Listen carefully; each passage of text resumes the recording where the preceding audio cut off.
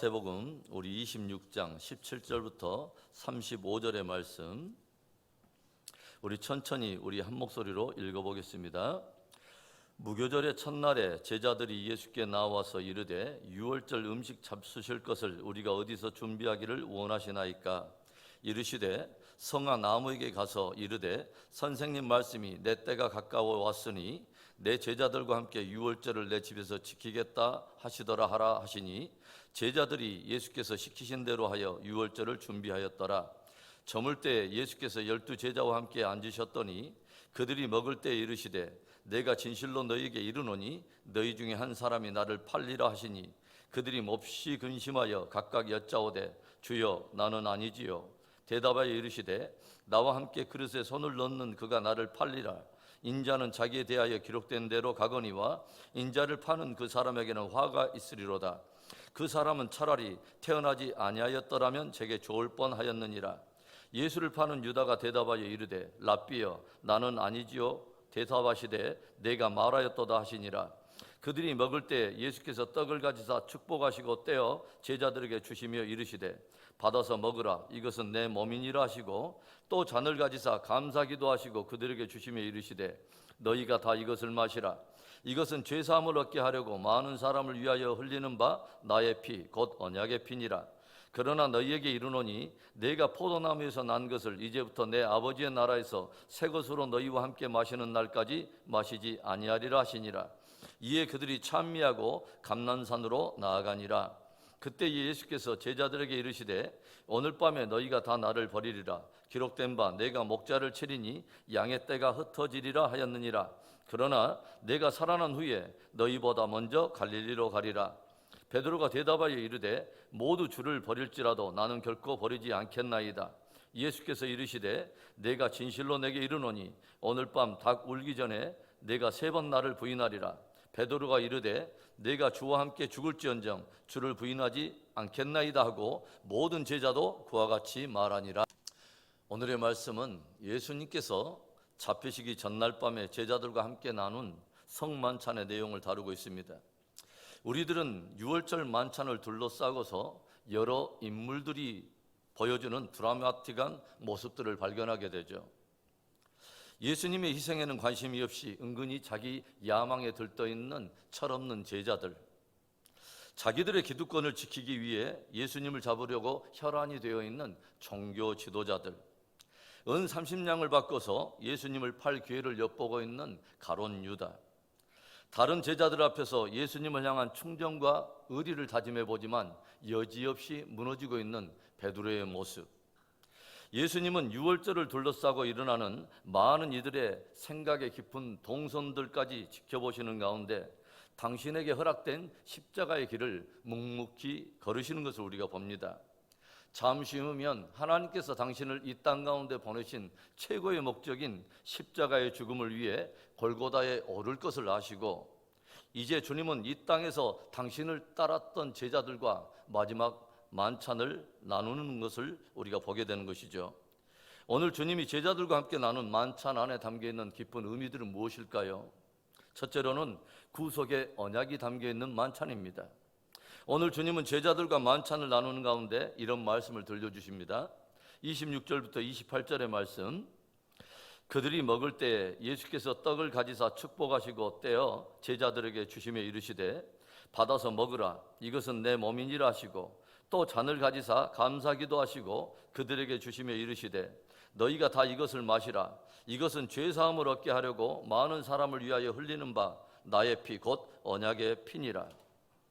예수님께서 제자들과 함께 나누는 이 만찬이 단순히 예수님께서 그동안 함께했던 제자들과 석별의 정을 나누려고 하시는 것이 아님을 우리가 알게 되죠.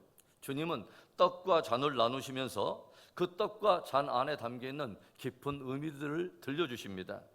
받아 먹으라 이것은 내 몸이라 말씀하시고 이것을 마시라 이것은 나의 피 곧 언약의 피라 말씀하십니다. 우리는 어제 예수님의 죽으심이 유월절과 깊은 관계가 있다고 하는 것을 우리가 배웠습니다.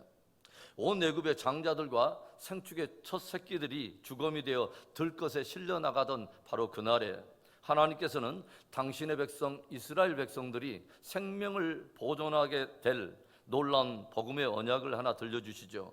바로 양을 잡아서 그 피를 좌우설주와 임방에 바르라고 하는 것입니다. 그러면 하나님이 그 피를 보고 그 집을 넘어감으로 그 각 집에 생명이 보존되리라 하시 그 말씀을 들려주신 것입니다.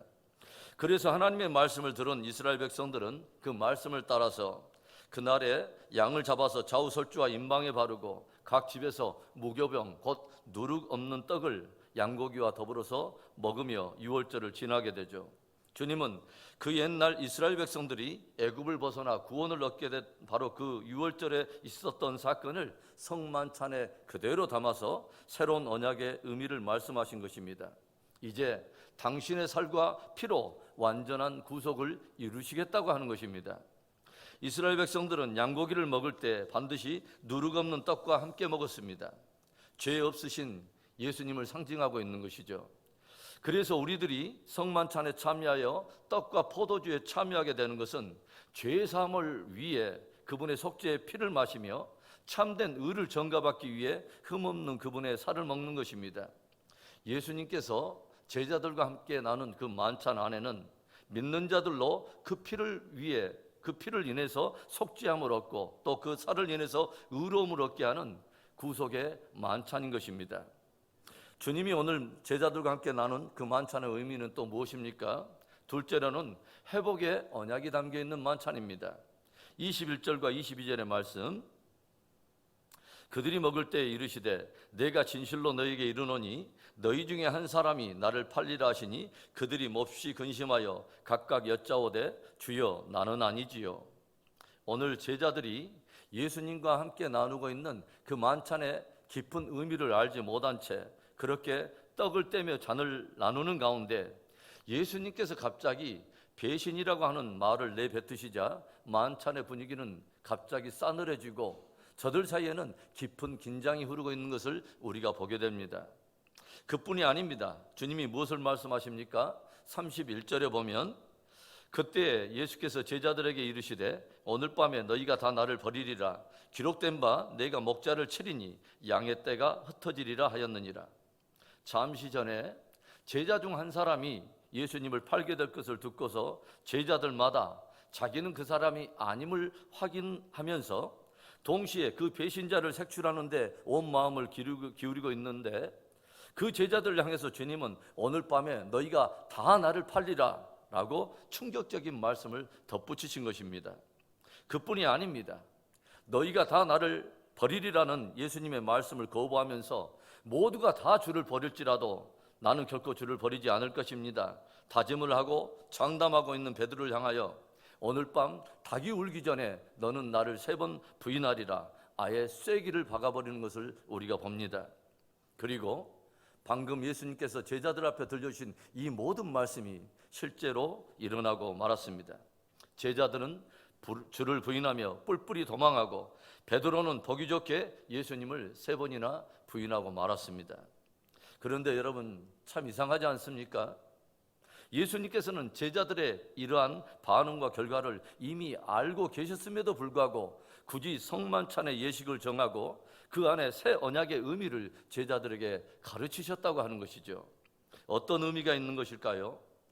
주님이 저들을 회복시키겠다고 하는 약속이 담겨 있는 것입니다. 저들의 실패와 좌절에도 불구하고 주님은 저들을 반드시 회복하여 저들과 함께 하시겠다고 하는 거죠. 32절의 말씀을 보면 그러나 내가 살아난 후에 너희보다 먼저 갈릴리로 가리라. 얼마나 놀라운 말씀입니까?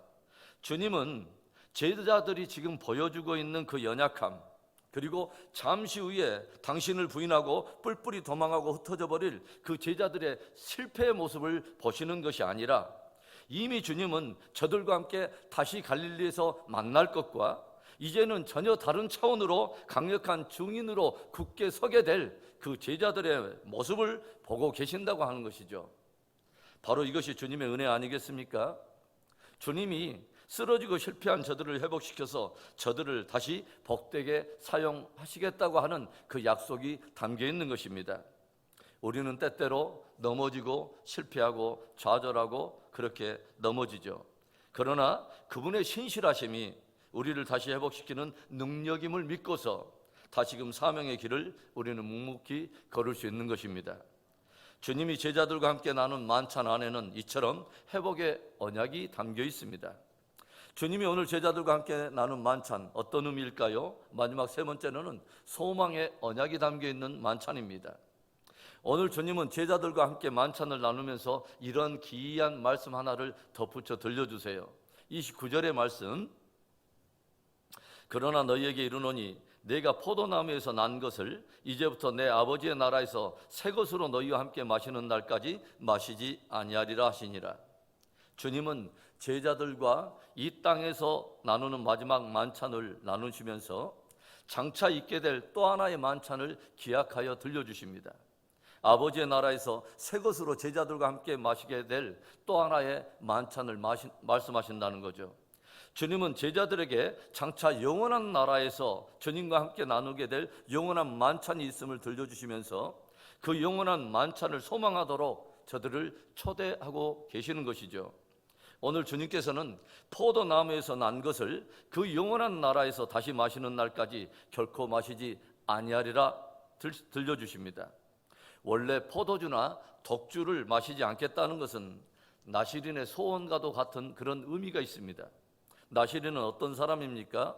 전적으로 하나님께만 헌신되어 있는 사람을 나시린이라고 우리가 말하죠. 그래서 나시린은 머리에 삭도를 대지 아니하고 포도주나 독주를 금하며 또 죽음이나 부정한 것을 만지지 않으므로 하나님께 전적으로 헌신되어 있다고 하는 바로 그것을, 그 정결을 지키는 것입니다. 아버지의 나라에서 영원한 만찬을 소망으로 품게 될 제자들에게 다시 그 나라에서 영원한 만찬을 함께 나눌 그 소망을 품고서 이제 전적으로 하나님의 나라와 그 의를 위하여 헌신할 것을 암묵적으로 도전하고 계시는 것입니다. 우리는 이 땅에 남겨진 제자들이 주의 말씀을 따라서 하나둘 그렇게 변하면서 마치 주님이 당신의 몸을 깨뜨려서 하나님께 전적으로 나시린처럼 헌신한 것처럼 자기들의 몸을 깨뜨려 주와 및 복음을 위하여 아낌없이 죽기까지 헌신하는 것을 우리가 봅니다.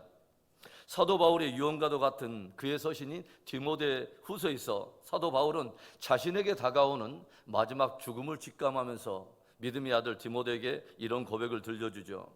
디모데후서 4장 6절에 전제와 같이 내가 벌써 부어지고 나의 떠날 기약이 가까웠도다. 여러분, 전제가 무엇입니까? 드링크 오퍼링, 즉 제단 위에 있는 제물 위에 포도주나 독주를 부어드리는 제사입니다. 모든 것을 쏟아 부어버리는 전적인 헌신을 상징하고 있는 것입니다. 하나님 앞에서 예수님께서 당신의 몸을 깨뜨려서 물과 피를 다 쏟으신 것이 바로 전제와 같은 제사의 의미가 있는 것입니다. 그런데 사도 바울이 고백하고 있는 것이 전제와 같이 내가 벌써 부어지고 나의 떠날 시각이 가까웠도다 고백하고 있는 것입니다. 사도들은 주와 함께 영원한 나라에서 나누게 될 영원한 만찬을 소망하면서 자신의 삶을 주와 및 복음을 위해 아낌없이 죽기까지 그렇게 전제와 같이 부어드리고 있는 것을 우리가 봅니다. 어떤 이는 X자로 십자가를 지고, 어떤 이는 거꾸로 십자가를 지고, 어떤 이는 찢기고, 어떤 이는 찔리고, 어떤 이는 위에서 떨어지고, 어떤 이는 태워져서 전제와 같이 자신을 드리는 것을 우리가 보게 되죠. 예수님께서 이 땅에서 제자들과 함께 나눈 이 마지막 만찬은 영원한 만찬으로 이어지는 소망을 담고 있다고 하는 것이죠. 주님의 살과 피는 구속의 양식이요, 실패하고 좌절하고 쓰러져 버린 이들을 위한 회복의 양식이며 우리로 영혼을 바라보게 만드는 소망의 양식입니다. 오늘도 주의 살과 피를 기억하면서 묵묵히 사명의 길을 걷는 복된 저와 여러분의 하루의 생애가 되기를 주의 이름으로 축원합니다. 좋으신 하나님 아버지, 감사합니다. 귀한 새벽 주의 살과 피 안에 담겨있는 깊은 의미들을 들려주신 주님 감사해요. 그 주님의 양식은 우리로 하여금 제사함을 얻고 참된 의를 힘있게 만드는 구속의 양식일 뿐만 아니라 실패하고 좌절하고 쓰러져 버린 우리들을 위한 회복의 양식이며 우리로 하여금 영혼을 바라보게 만드는 소망의 양식인 것을 배웠습니다.